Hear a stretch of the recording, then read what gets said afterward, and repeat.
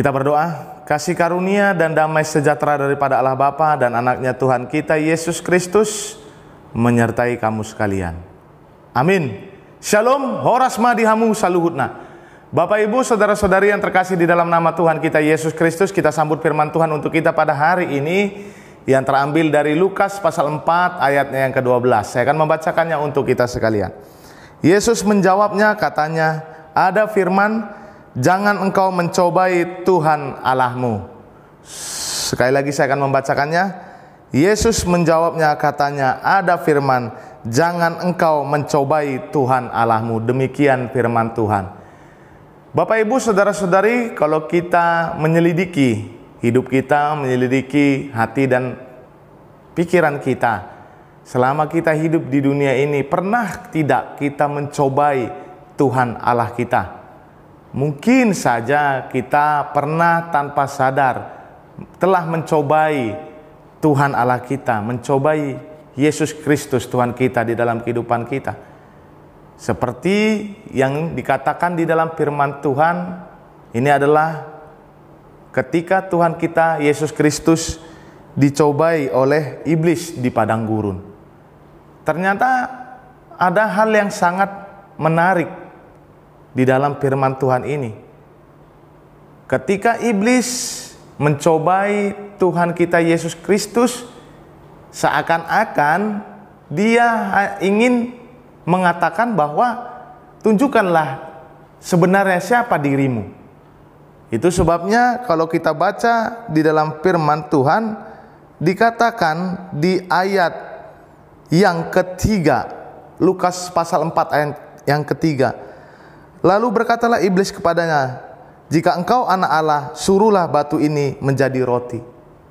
Seakan-akan apa yang dikatakan iblis itu baik. Jikalau engkau anak Allah, suruhlah batu ini menjadi roti.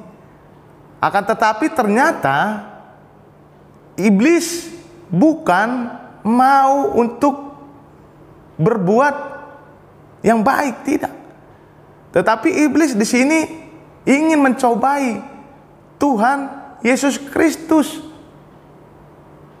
Bukannya tidak bisa Tuhan Yesus merubah batu menjadi roti. Tetapi jawaban dari Tuhan kita Yesus Kristus ini sangat luar biasa sekali, Bapak Ibu saudara-saudari. Bahwa ketika itu Yesus menjawab, ada tertulis, manusia hidup bukan dari roti saja. Inilah jawaban untuk mengkonter apa yang dilakukan iblis, mencobai Tuhan kita Yesus Kristus.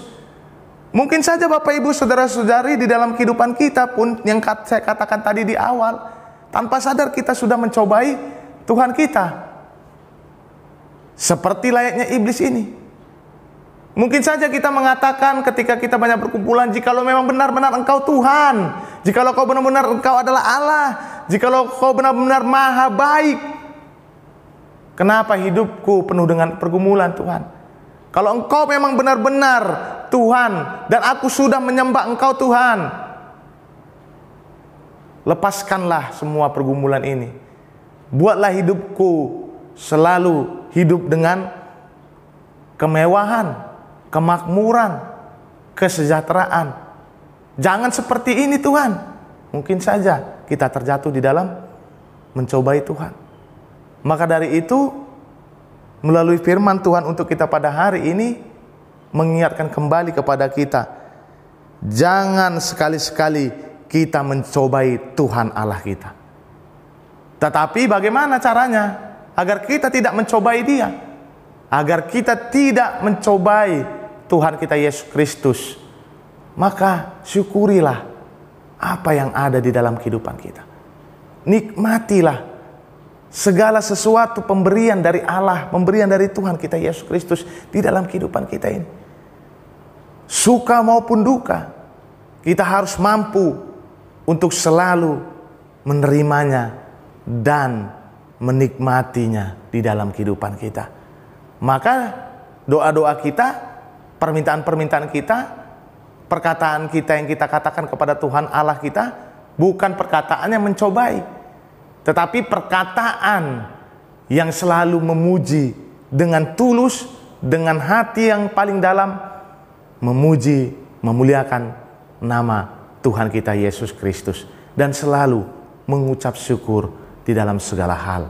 Kita sampaikan hidup kita Bapak Ibu Saudara-saudari hanya ke dalam tangan Tuhan kita Yesus Kristus.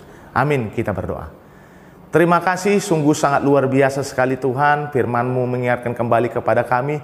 Mungkin saja di dalam kehidupan kami sering kami jatuh ke dalam mencobai Engkau Tuhan, atau tanpa sadar kami telah mencobai Engkau Tuhan. Maka dari Tuhan kami meminta ampun kepada Engkau. Kami mau untuk merubah hidup kami agar selalu mengucap syukur di dalam segala hal Tuhan. Apapun yang Engkau berikan di dalam kehidupan kami mau untuk menikmatinya dengan sukacita Tuhan.